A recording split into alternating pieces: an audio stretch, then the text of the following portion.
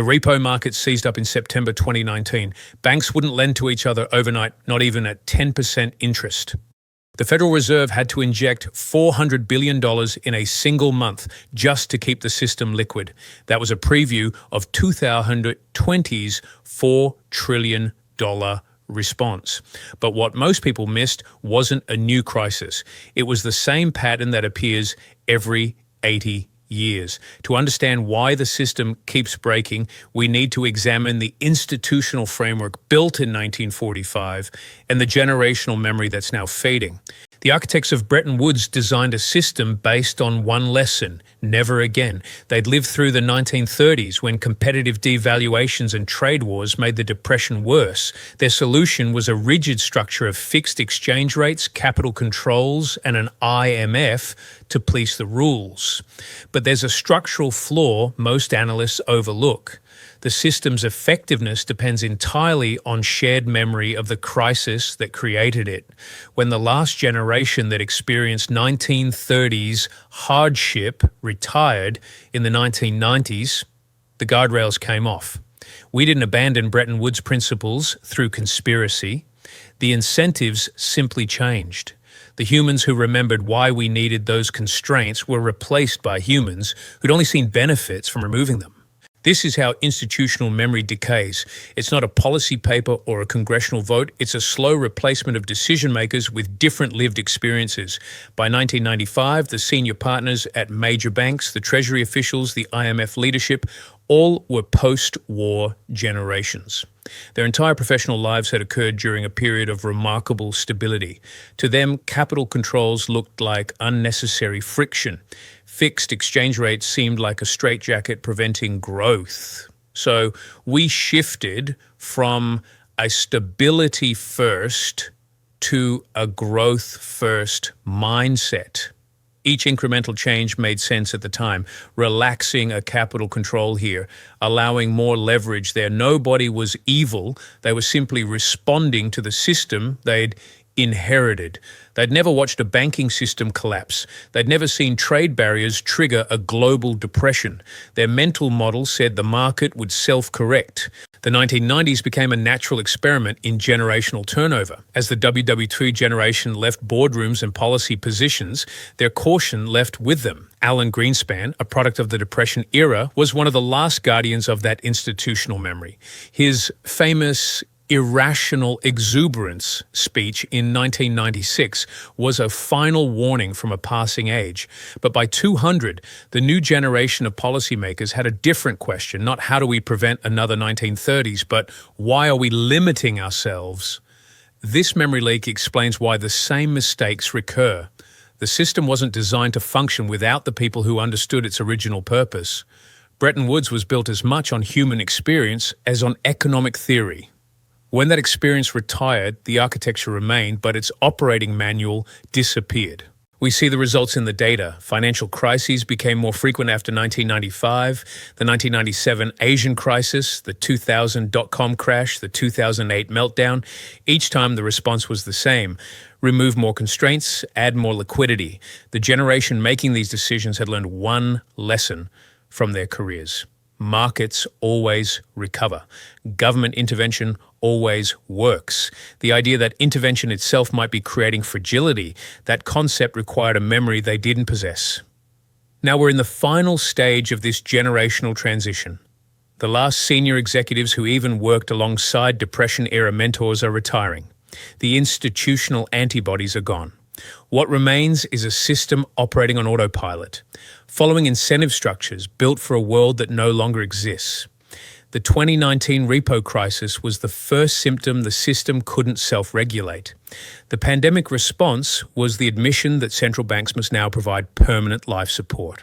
The pattern suggests this is how 80-year cycles reach their conclusion, not with a policy decision, but with a generational forgetting. The debt supercycle isn't a theory, it's a measurable pattern that appears in the data every 80 to 90 years. We can trace it through central bank balance sheets, sovereign debt issuances, and credit aggregates. What emerges is a three-stage arc that always ends the same way. Stage 1 ran from 1945 to 1980, debt-financed infrastructure and productive capacity growing roughly in line with GDP. When the US government issued bonds to build highways or schools, those assets generated returns that could service the debt. When corporations borrowed, they invested in factories and equipment. The debt created future income streams. This was the virtuous cycle the Bretton Woods architects envisioned, credit as a tool for building real wealth. Stage 2 began around 1980 and lasted until 2008. Debt shifted from financing new production to buying existing assets. Interest rates fell for 40 straight years, making every asset class more valuable. Real estate, stocks, bonds, all rose together. This wasn't coincidental. It was mechanical. When a 30-year bond yielding 10% becomes a 30-year bond yielding 2%, its price triples. The same math applied to everything. Debt stopped creating new wealth and started bidding up the price of old wealth. Stage 3 started in 2008 and continues today. Rates hit zero, but debt kept growing. Global debt now stands at $300 trillion, or 349% of world GDP. To understand what this means, compare it to the 1930s. Then US debt to GDP was 260%, but real interest rates were high due to deflation. Borrowers faced crushing costs even as prices fell. Today, real rates are negative. The nominal yield on 10-year treasuries barely exceeds inflation. This creates a different kind of trap. The only way to service old debt is by issuing new debt. Governments run deficits to pay interest on previous deficits. Corporations refinance maturing bonds by selling new ones. Households roll credit card balances from one promotional rate to the next.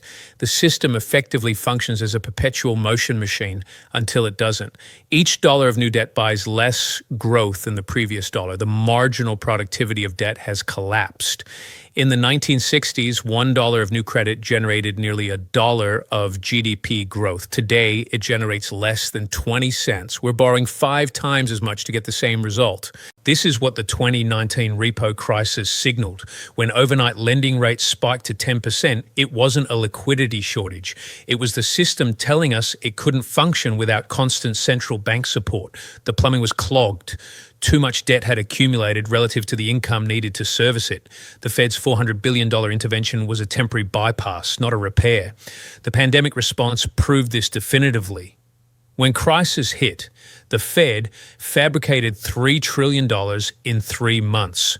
Not borrowed, fabricated through keystrokes. This is the stealth reset. The nominal value of assets stays stable, while the purchasing power of currency declines. Your house is still worth $500,000, but that $500,000 buys less. Your stock portfolio shows new highs, but those highs are measured in a unit that's losing value. The pattern suggests we're moving from a financialized economy back to one based on tangible assets and production. This isn't a policy choice, it's a mathematical necessity. When debt reaches this level, the financial system can no longer allocate capital efficiently. It becomes a closed loop, recycling existing claims rather than funding new enterprise. The 1930s ended this way through default, deflation, and depression. The 1940s began with a different solution: wartime production, capital controls, and a complete reset of the monetary system. Here's the key takeaway so far. Debt accumulation follows predictable mathematics, but institutional memory operates on human timelines. When those two cycles converge, the system reaches a breaking point. The data suggests we're approaching that inflection point again. The 80-year cycle doesn't repeat because of prophecy. It repeats because the same debt dynamics play out on the same human timeline. A generation learns the lessons of crisis. Their children benefit from the stability those lessons create. Their grandchildren, never having experienced the crisis, dismantle the safeguards, and their great-grandchildren live through the consequences. Historians William Strauss and Neil Howe identified a pattern that sounds mystical until you examine the data. History moves in roughly 80-year cycles they call secular. Each cycle contains 4 turnings, each lasting about 20 years. These aren't mystical seasons. They're observable patterns in institutional authority and social cohesion that emerge from generational dynamics. The pattern appears consistently across centuries of American and European history, suggesting a structural feature of modern societies rather than random coincidence. The first turning is a high. Ours ran from 1945 to 1963. This was an era of consensus and conformity when institutions commanded respect and wealth distribution was the most even in American history. A single income could support a family. Gas station attendants bought houses. The system worked because everyone agreed it worked. This was the world the Bretton Woods architects built, a rigid structure designed to prevent the chaos they'd lived through. The memory of the Depression was still fresh, acting as social glue that made compromise possible and sustained the institutional framework through shared experience. The second turning is an awakening. Ours spanned 1963 to 1984. This era challenged the established consensus through civil rights movements, Vietnam protests, and cultural revolution. Individualism reasserted itself against institutional authority. The conformity that made the high stable began to feel suffocating. This was the generation questioning why we needed rigid controls, the first signs of the memory leak we discussed. They hadn't experienced the 1930s, so guardrails looked like barriers to freedom. The assassinations of Kennedy and King shattered institutional trust and created permanent skepticism about centralized power and its legitimacy. The third turning is an unraveling. Ours lasted from 1984 to 2008. Institutions lost authority across the board. Deregulation accelerated in finance, telecommunications, and energy. Culture wars replaced political consensus. Trust in government, media, and financial systems eroded steadily. This is when the debt supercycle shifted from productive investment to asset inflation. The humans who remembered why Bretton Woods existed had retired. Their replacements saw only benefits from removing constraints. Each crisis, 1987, 1997, 2000, was met with more liquidity and fewer rules. The pattern was clear. Institutions were losing their grip, but markets kept rising, validating the dismantling. By the 2000s, too big to fail entered our vocabulary, admitting institutions had become both powerful and fragile simultaneously. The fourth turning is a crisis. It began in 2008 and continues today. This turning is characterized by institutional breakdown and the search for a new order. The financial crisis wasn't just a recession, it was the death of the old system's legitimacy. The subsequent bailouts, zero interest rates, and quantitative easing were admissions that institutions no longer functioned without constant support. This is the liquidity trap we find ourselves in, where conventional tools are exhausted and unconventional measures become permanent features. The 2019 repo crisis and the 2020 pandemic response prove the system cannot self-regulate and requires permanent central bank intervention to function. This framework isn't mystical prophecy. It reflects how generations respond to the world they're born into, creating predictable feedback loops. Boomers, born in the high, became the prophets of the awakening, idealists who challenged institutional authority. Gen X, raised during the unraveling, became nomads who distrust institutions and value self-reliance. Millennials, coming of age in the crisis, are positioned as the hero generation that must rebuild from wreckage. Generation Z, born after 2000, will be the artists who create the culture of the next high. Each generation's experience shapes their decisions, which create conditions for the next turning.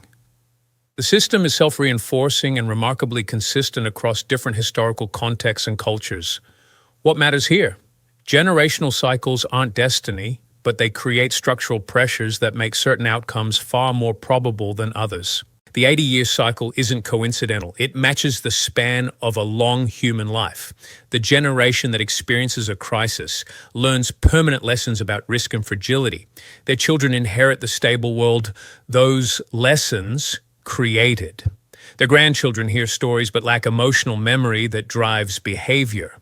The Bretton Woods system wasn't just about stabilizing currencies. It was a complete architecture for global power designed by people who had watched the world disintegrate.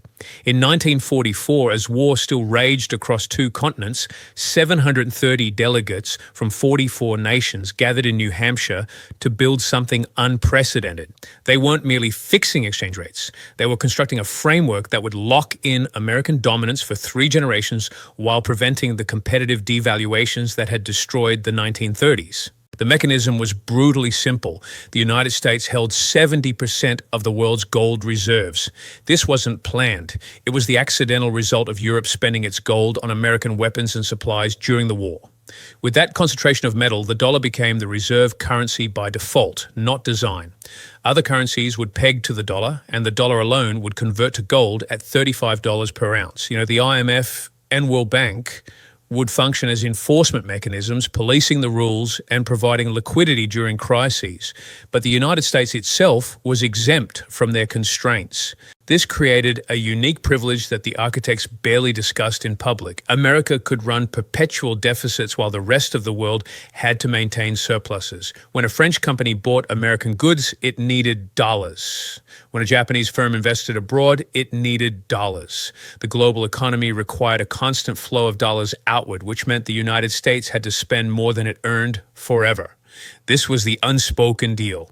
We provide the world's reserve currency, you finance our consumption. The system worked precisely because the generation that built it remembered what happened without such an architecture. The memory of the 1930s acted as a social glue, making the inequality and asymmetry tolerable. Europeans complained about dollar dominance, but they remembered the alternative. Developing nations chafed under IMF conditionality, but they remembered colonialism. The institutional framework survived because the people at disadvantage still feared the previous system more. Then came 1971. Nixon ended dollar-gold convertibility, and many economists predicted collapse. They misunderstood the architecture's true foundation. It was never really about gold. It was about network effects and institutional lock-in. The world had spent 25 years building dollar-based systems, banking infrastructure, trade contracts, commodity pricing, all denominated in dollars. You can't replace that with a conference and a treaty. Instead of collapsing, the system doubled down on dollar dependence. The euro-dollar market emerged, dollars held outside the United States, beyond the Fed's direct control, but still flowing through American clearing systems. Petrodollar recycling formalized the arrangement. Saudi Arabia and other oil exporters would sell crude in dollars and park the proceeds in U.S. treasuries. The institutions survived, but their original purpose was now inverted. What was designed to prevent 1930s-style protectionism effectively functioned as a mechanism to enforce dollar hegemony. This inversion matters because it explains our current fragility. The IMF and World Bank were built to stabilize the global economy. Today, they stabilize dollar dominance. When Argentina faces a crisis, the IMF provides dollar loans with conditions that ensure dollar creditors get paid. When developing nations need infrastructure, the World Bank finances projects that integrate them into dollar-based trade networks. The system doesn't prevent crises. It manages them in ways that preserve the architecture. The 1945 anchor is now a dead weight. The institutions designed to prevent the last crisis are ill-equipped for the next one. They assume American hegemony, stable institutions, and a world that accepts dollar dominance. But the generational memory leak means the people running these institutions don't understand their original purpose.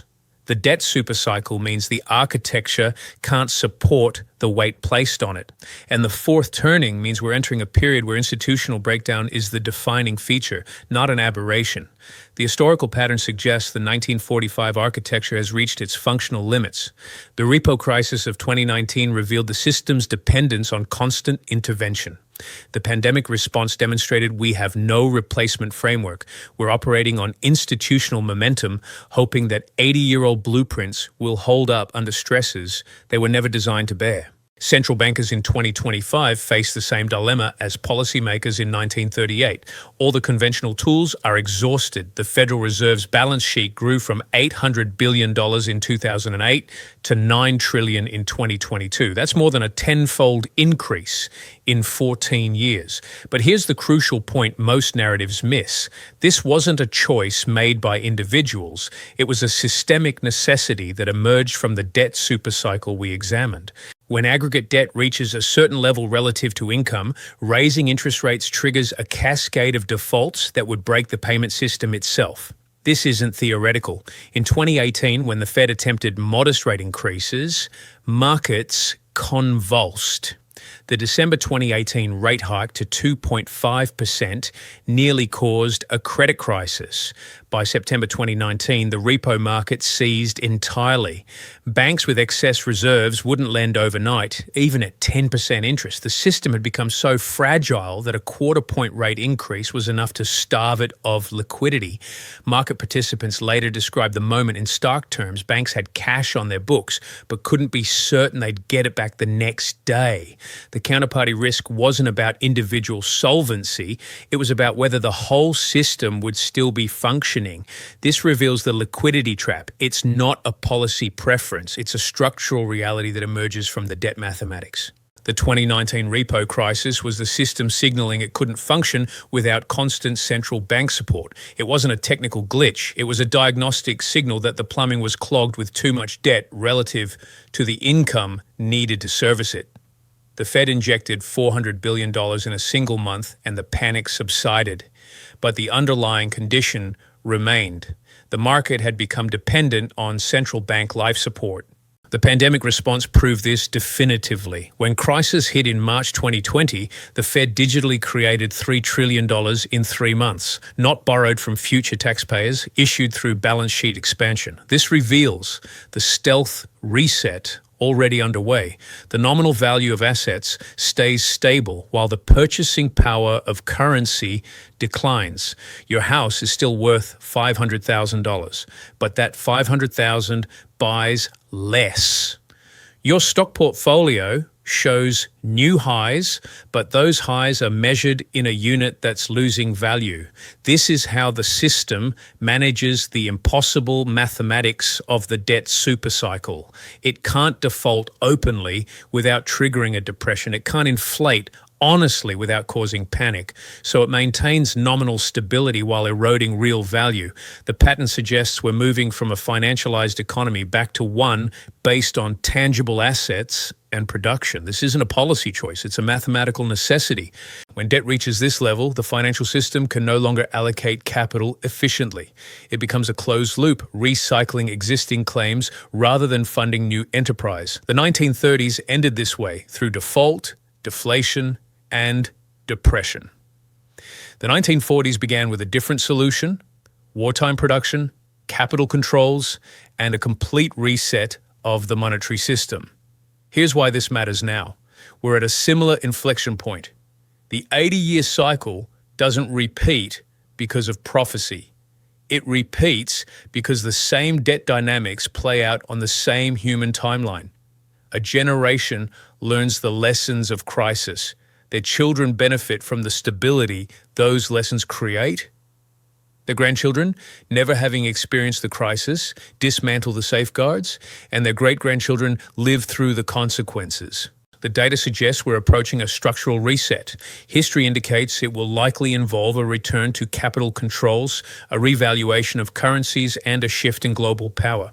The institutions built in 1945 were designed for a world that no longer exists. The memory that sustained them has faded. The debt they've enabled has become unsustainable. The liquidity trap ensures they cannot be reformed incrementally. The pattern points to a breakdown and reconstruction. That is what the historical record shows us about how these cycles resolve. The data points to a recurring feature of modern economies. Institutional frameworks have a roughly 80-year lifespan. Understanding this pattern doesn't predict the future, but it reveals the structural pressures shaping our present moment. If you found this analysis valuable, hit the like button and subscribe for more deep dives into economic history.